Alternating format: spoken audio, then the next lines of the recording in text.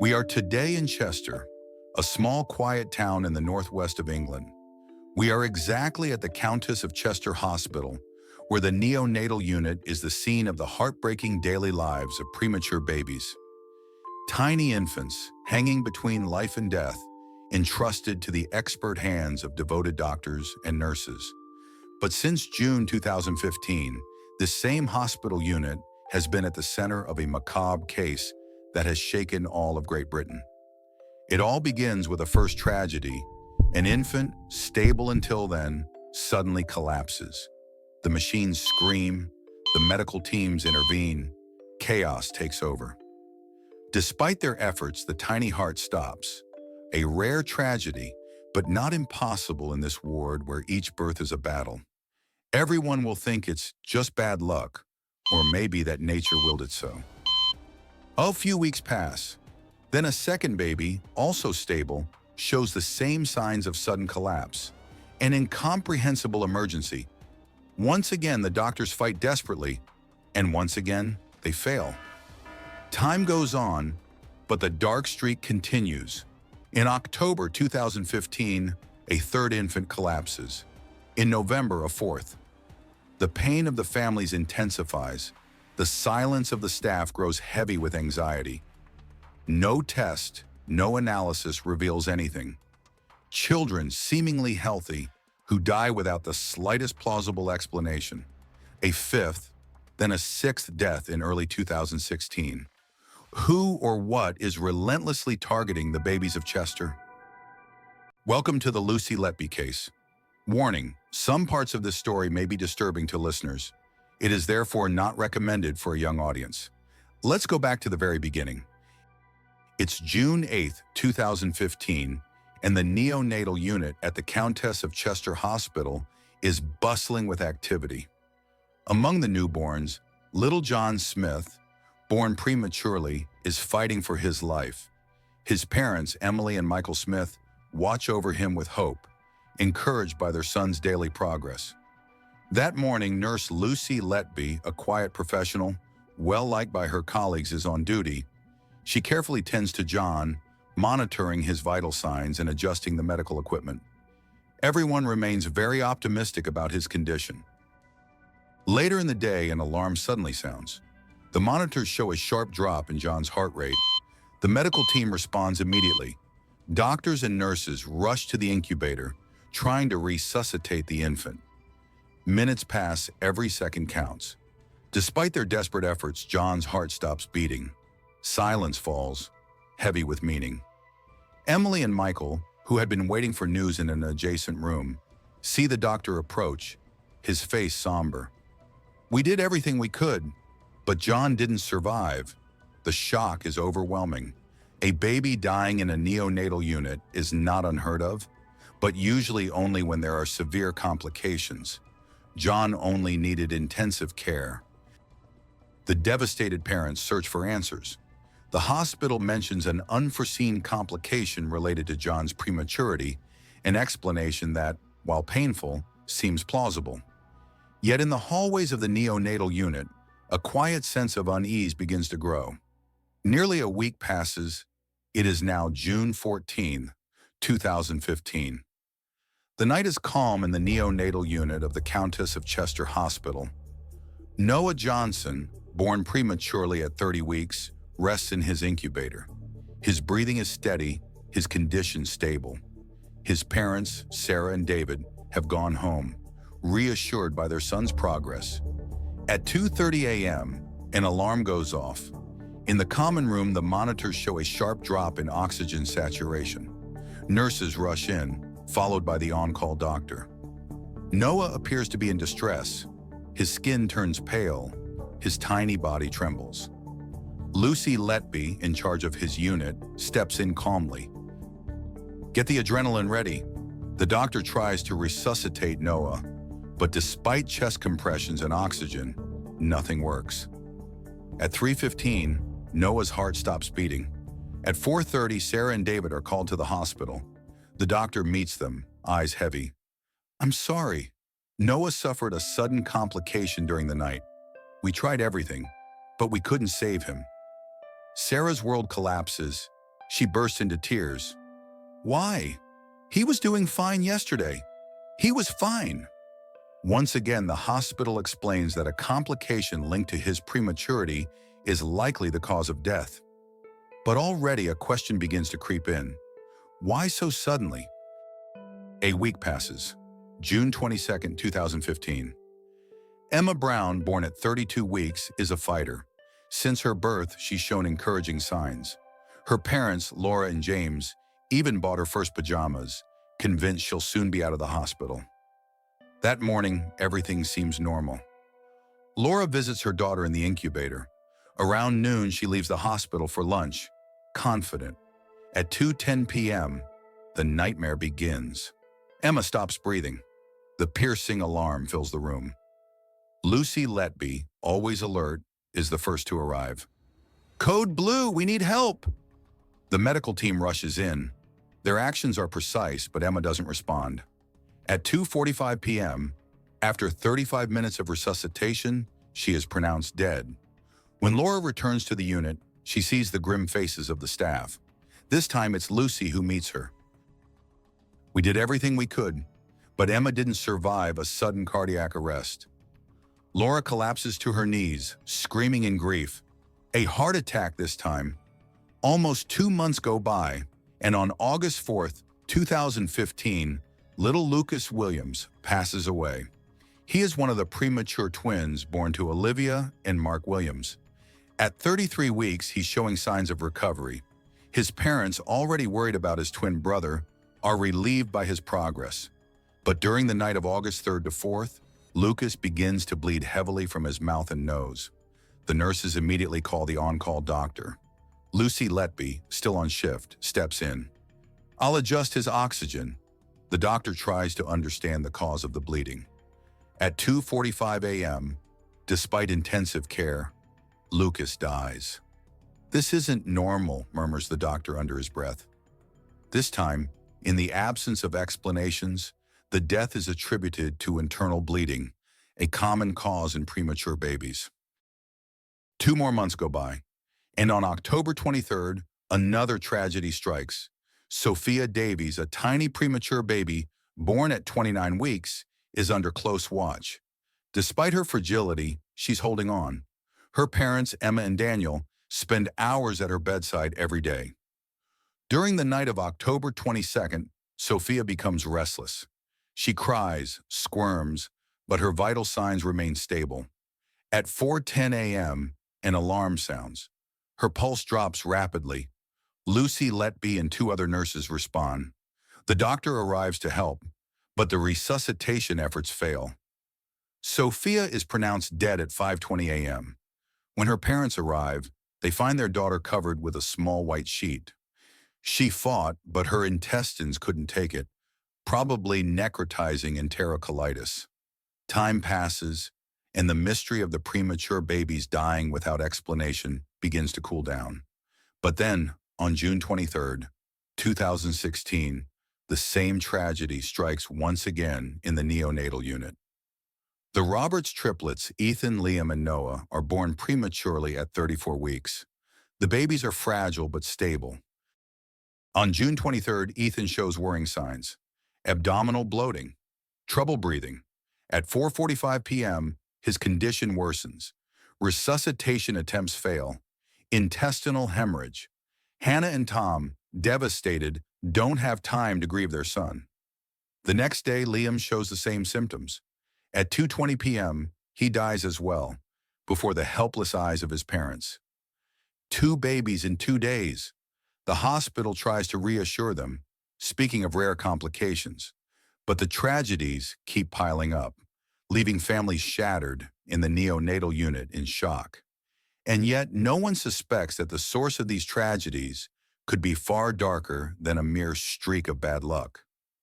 A year has passed since the first tragedy in this grim series, June 24th, 2016. Today in the neonatal unit, the atmosphere is electric, almost suffocating.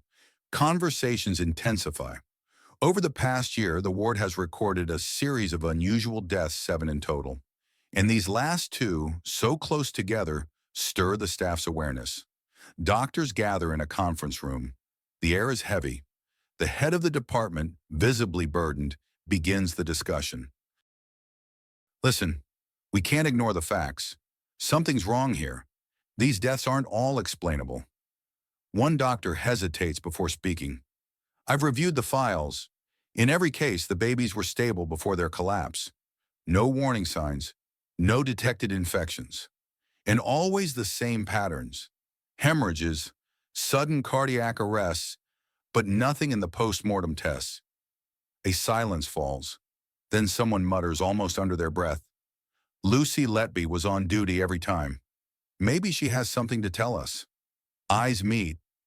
It's just an observation, but it echoes through the room like a thunderclap. The head of the department exhales deeply. I'll alert management. This goes beyond our expertise. We need an external investigation. A few days later, the hospital's management contacts the police. A specialized team is dispatched. Authorities begin examining each case, one by one, medical records, staff schedules, the exact circumstances of each death. On July 3, 2016, news spreads through the corridors. A criminal investigation has been opened. The neonatal unit, once seen as a sanctuary of life, becomes a place of suspicion. The families, meanwhile, are kept in the dark about developments. But a chilling truth begins to emerge. These deaths may not be acts of fate, but the work of human hands. The hospital, in a state of shock, braces itself for the unimaginable. July 2016. Investigators officially arrive on site to begin the inquiry. Their mission is clear. Understand what is happening in this neonatal unit, where death seems to linger inexplicably. Their leader, Chief Inspector Paul Hughes, walks straight into the director's office. On the table lies a pile of medical records and a disturbing list. 7 deaths, all between June 2015 and June 2016, with troubling similarities. The first few days mark the start of a meticulous audit. Investigators review monitor readings, diagnoses, and treatments administered. They also request the staff schedules. Who was present at the time of each death? Who cared for the infants? The anomalies appear quickly. Most of the babies who died were stable before their sudden collapse. In some cases, unusual substances like insulin or air in the veins are detected, but how they were administered remains unclear. One detail stands out to the investigators. Lucy Letby, a nurse, was present in the unit during each of the deaths. The interrogations begin immediately. Investigators arrange interviews with all staff members, doctors, nurses, nursing assistants. All are summoned to a small meeting room turned into an interrogation space. Inspector Hughes asks the questions. Can you describe the night of June 23rd? Who was caring for John? Who administered the last treatments to Ethan and Liam? The answers are often the same. Staff describe exhausting shifts, but no one directly points to a cause. However, several doctors express concerns.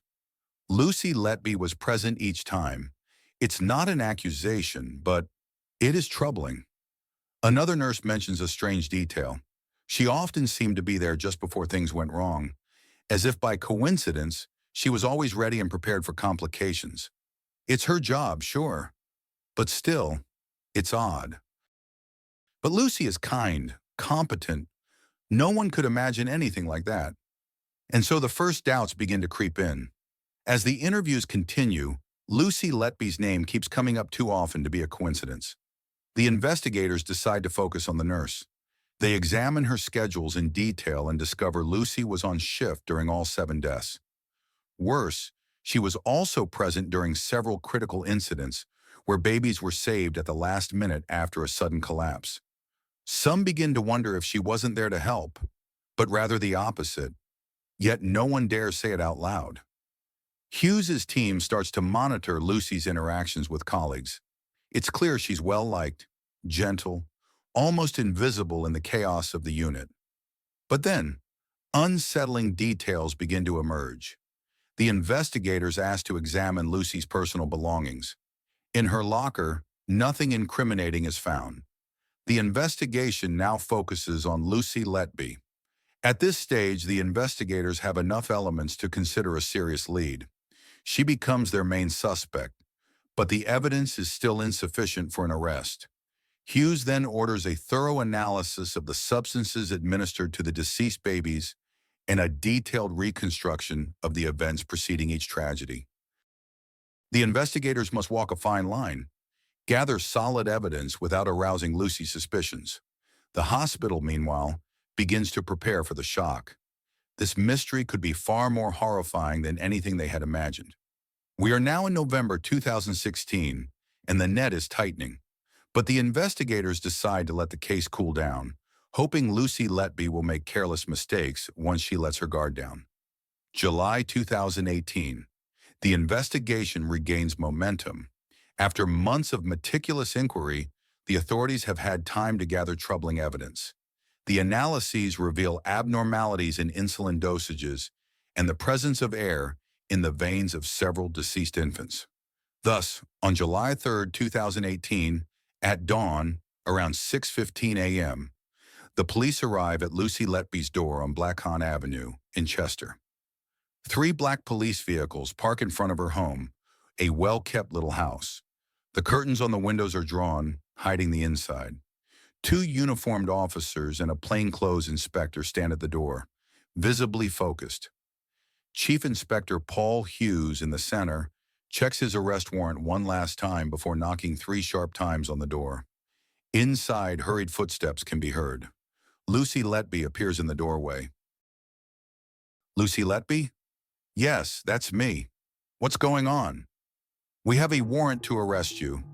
You are suspected of murdering 8 infants and attempting to murder 6 others between June 2015 and June 2016 at the Countess of Chester Hospital. A heavy silence settles in. Lucy stands still, eyes fixed on the inspector. She doesn't protest, doesn't shout. Her face remains frozen, almost expressionless. After a few seconds, she whispers, "There must be a mistake. I didn't do anything." The officers step into the house. They inform her of her rights while calmly placing her in handcuffs. "You have the right to remain silent. Anything you say may be used against you." Lucy doesn't resist. She lowers her head slightly as if trying to process what is happening. The investigators begin searching the house. It's meticulously tidy. Vacation photos hang on the walls. On the living room table, a cold cup of tea rests beside a book on nursing care. The room is so orderly it feels almost impersonal, stripped of warmth. In her bedroom, they find something deeply disturbing: a notebook, handwritten notes, and a stack of thank you letters from patients' families. But among them are troubling writings, phrases scribbled on scraps of paper. "I am evil, I did this, and I don't deserve to live." Lucy is calmly led to the police car. Her neighbors watch, stunned. She says nothing. Her face is closed off, nearly unreadable. "We're taking you to the station, Lucy. You'll have a chance to answer our questions." The car drives off, leaving behind a street that, despite its ordinary look, is now tied to one of the most horrifying criminal cases in recent UK history. For Lucy Letby, it's the beginning of the end. 8:30 a.m. in the interrogation room. Lucy sits upright in a small, stark room with white walls. Across from her, Inspector Hughes and Sergeant Miller place their notebooks on the table. A camera records every second. Lucy stares at the wall, her expression neutral, almost detached. "Lucy, you're here because we have reason to believe you caused the deaths of several infants at the Countess of Chester Hospital. Can you explain your role in these incidents?" "I was doing my job. My role was to care for the babies. I'm a nurse, not a murderer." "Then explain this." The sergeant pulls out the infamous note found during the search. Lucy reads the paper without flinching. "That's a moment of despair. Those deaths affected me. I felt like everything was my fault, but I never wanted to hurt those babies. Yet in every case you were there. You were present when those infants stable just hours before suddenly collapsed. We also have evidence that air was injected into their veins or stomachs. What can you tell us about that? Lucy shrugs slightly, almost imperceptibly. I don't know. Babies in intensive care are fragile.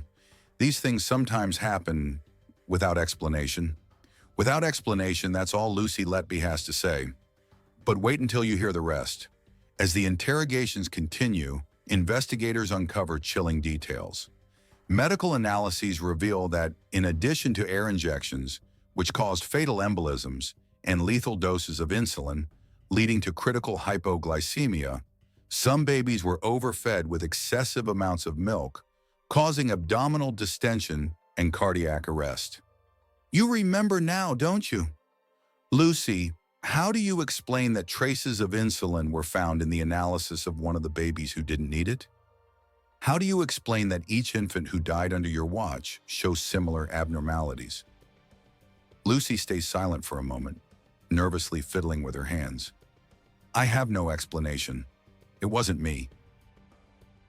The investigators know by now that they are dealing with a very complex personality. They send her back to custody and begin looking into her life, discovering, in fact, a rather odd character. Lucy Letby, born on January 4, 1990, in Hereford, comes from a modest but loving family. The only child of John, a financial director, and Susan, an accountant, she grows up in a comfortable house in a quiet suburban neighborhood. Lucy is a reserved child, described as sweet and diligent by her teachers. Her parents, especially protective, surround her with constant affection. Deeply involved in her life, they take part in every step of her academic and personal journey. In secondary school, Lucy stands out for her seriousness and discretion. She isn't one of the most popular students, but she's not isolated either. Her classmates describe her as an ordinary girl, polite, quiet, and with no drama. From adolescence, she shows a strong interest in the medical field, driven by a fascination with children and a deep desire to be helpful. After completing her secondary studies, she naturally turns to nursing. She enrolls at the University of Chester in 2008 and fully commits to her training. She chooses to specialize in neonatology, a field she finds particularly rewarding. In 2011, after successfully obtaining her degree, Lucy is hired at the Countess of Chester Hospital. At just 21, she begins her career in the neonatal unit, where premature or ill babies require constant care. She quickly adjusts to the job's demands and is soon sent on placement to Liverpool Women's Hospital, one of the most respected institutions in neonatology. Her colleagues describe her as a conscientious nurse, always ready to help, though sometimes a bit withdrawn. Lucy is discreet but very dedicated. She appears genuinely concerned for the baby's well-being. Outside of work, Lucy leads an ordinary life. Single, she divides her time between work, friends, and her parents, with whom she maintains a very close bond. There are no scandals in her past, no strange behaviors that could have alarmed those around her. Letby is called back in for questioning. Lucy, did you deliberately cause these crises so you could intervene and showcase your skills? Her face tightens. That's absurd. I'm here to save lives, not destroy them. Hours go by and one detail strikes the investigators. Lucy shows no sign of remorse, not a tear, not a hint of guilt. Hughes decides to be direct. Lucy, you killed those babies. You robbed them of a future, destroyed families. Why? I didn't do anything. I'm innocent. You're wrong. But the investigators weren't wrong. They were sure of it. All they needed now were confessions, or, at the very least, solid evidence. In fact, thanks to a meticulous reconstruction, investigators were able to retrace Lucy's modus operandi. She selected vulnerable infants, often premature. Late at night, when fewer staff were around, she acted discreetly, injecting air into a vein, administering insulin through a feeding tube, or increasing the milk dosage. Then she waited for the baby's condition to deteriorate so she could intervene, often the first on scene. Coincidence? End of custody. On July 6, 2018, after 48 hours of interrogation, Lucy Letby is unsurprisingly released on bail due to the lack of direct, irrefutable evidence. But investigators know they're on the right track. And the worst part? She shows no emotion, not a trace of regret. It's as if those babies never existed to her. Lucy returns home, but the pressure is mounting. However, this release comes with strict conditions. She must stay away from the hospital, avoid contacting former colleagues or victims' families, and report regularly to the police station. Meanwhile, the investigation intensifies. Cheshire police work alongside pediatric experts, forensic analysts, and statisticians to examine every case in depth. Investigators review the infant's medical files and compare detected anomalies. They uncover repeating patterns. These findings confirm that the incidents were not accidental. Dr. Dewey Evans, a pediatric expert, plays a key role in the investigation's progress. He examines the medical records of the infants and concludes that several deaths were the result of deliberate acts. His report becomes a cornerstone of the prosecution's case. At the same time, investigators sift through the writings found at Lucy's home. Some documents reveal disturbing insights into her mental state and thoughts, suggesting a clear awareness of guilt. And finally, the police question the hospital staff once again. Some of Lucy's colleagues start to express doubts. She was often the first to intervene, but sometimes she seemed too calm. The victims' families, meanwhile, are demanding answers. It's June 10th, 2019. A dramatic twist. New evidence emerges, linking Lucy to more incidents. After nearly a year of investigation, police arrest Lucy Letby for a second time. This time, the charges are more numerous. In addition to the initial 7 murders, she is accused of 3 further attempted murders. What changed? Damning new findings were consolidated. Through the analysis of administered substances, the police established a stronger link between the detected anomalies, especially the insulin injections, and Lucy's presence at the time. Experts increasingly believe in the hero complex theory. Lucy may have deliberately caused distress in the infants to then intervene and appear indispensable to her colleagues. On top of that, medical staff now speak of suspicious behavior. One doctor admits he had voiced concerns, but management didn't take them seriously at the time. Despite these developments, Lucy is again released on bail on June 13, 2019, still due to a lack of direct evidence justifying an immediate trial. The investigation drags on. Families begin to lose patience. Between 2019 and 2022, the investigative team continues its work, expanding the analysis to include other unresolved cases at the Countess of Chester Hospital. They collaborate with international experts to reinforce the credibility of their findings. Together, they carry out detailed, painstaking work. And it's during the 3rd arrest that the investigation reaches the point of no return. November 10th, 2020. After years of meticulous work, Lucy Letby is arrested for the 3rd time. Investigators now hold a thoroughly documented and extensive case file. First, forensic analyses confirm that the administered substances could not have been given by accident. Second, shift records show that Lucy was on duty during every suspicious incident. And finally, expert testimonies confirm that the deaths cannot be attributed to natural causes. The arrest will be dramatic. It's 5:45 a.m. when investigators storm Lucy Letby's home. They know this is their final chance. Paul Hughes, the man who has lived with this case for 3 years, is determined to end the nightmare for the families waiting for answers.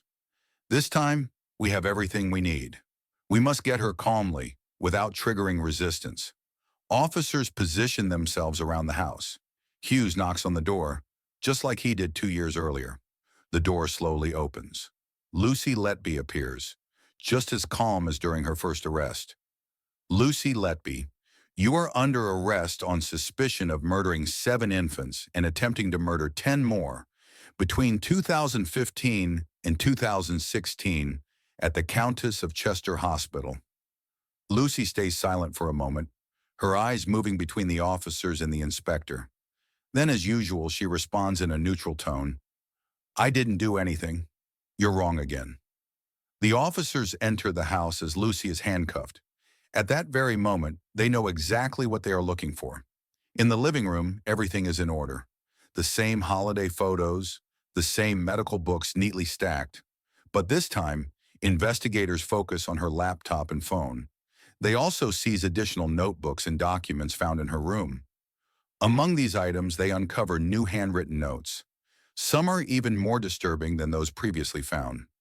They deserved to die, and it was the only way to stay in control. The atmosphere is tense, but Lucy shows no signs of panic. She watches the officers search her home with an almost unsettling calm. She is then escorted to the police vehicle. She sits in the back seat, handcuffed, staring blankly. "Lucy, this time we have all the proof. You'll have to answer for what you did." "I don't understand what you want from me. I'm innocent," that's all she says. Lucy Letby is charged with 7 murders and 15 attempted murders. She will not be released on bail. Between 2018 and 2020, the police gathered the evidence they lacked to turn suspicion into formal charges.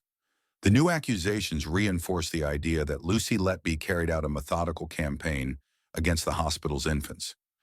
Once at the station, Lucy is taken straight to the interrogation room, a room that's become very familiar to her. But unlike previous times, the investigators are now far more determined.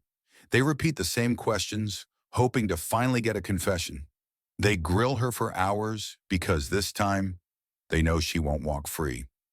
"Lucy, we've analyzed the medical records, the administered substances, your work schedule, your personal notes.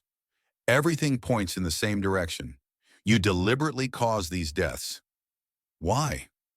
"I don't know what you're talking about. These babies were already fragile. I did everything I could to save them," she replies calmly, arms crossed. Inspector Hughes slides a photo of one of the infants under her nose, hoping she'll crack under pressure. "Then explain why insulin was administered to this baby when it wasn't needed, and why you were the only one who touched his feeding tube that day." "I can't explain that. It wasn't me." But this time, her vague answers aren't enough. The accused is sent back to jail in pretrial detention, and release is out of the question. Investigators now have enough evidence to keep her behind bars. For the first time, a hint of tension appears on her face, but still no tears, no remorse, nothing. This third arrest marks a major turning point in the Lucy Letby case. Now the fate of the killer nurse lies in the hands of the justice system. It is then that the investigating judge officially orders a trial. October 10th, 2022, the doors of Manchester Crown Court open for what is set to be one of the most significant trials in British legal history. Lucy Letby, 32, stands in the dock, dressed plainly, her face calm and almost expressionless. The courtroom is packed. Families, journalists, and curious onlookers have come to hear the details of the charges brought against the nurse who, according to the prosecution, shattered the sacred sanctuary of a neonatal unit. The babies, identified by letters to protect their families' identities, have become symbols of an unimaginable tragedy. Lucy Letby stands accused of 7 murders and 15 attempted murders of newborns between June 2015 and June 2016 at the Countess of Chester Hospital. At the stand, prosecutor Nick Johnson KC doesn't mince his words. This trial concerns a series of deliberate, cruel, and calculated acts against the smallest and most vulnerable. We will show that these events are not coincidences. The prosecution begins by recounting the events case by case: baby A, baby B, baby C.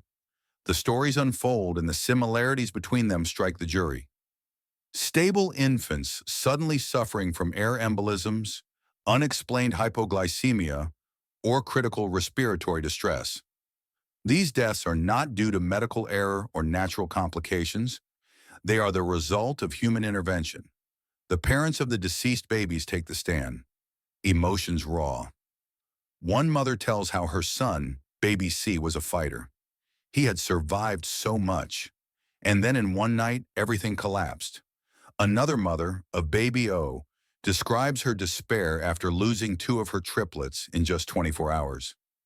After these harrowing testimonies, the judge orders attention to be drawn to a key piece of evidence: the handwritten notes found in Lucy Letby's home.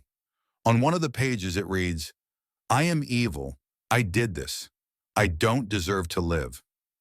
For the prosecution, there is no doubt. These words are a confession. Judge James Goss sums up the horror of her actions in a single line that will resonate for a long time. "You committed a cruel, calculated, and cynical campaign of child murder, involving the smallest and most vulnerable." Lucy Letby never gave a real motive, but she will never be able to harm again. On August 21st, 2023, Lucy Letby is sentenced to a whole life order, the most severe punishment under the British justice system.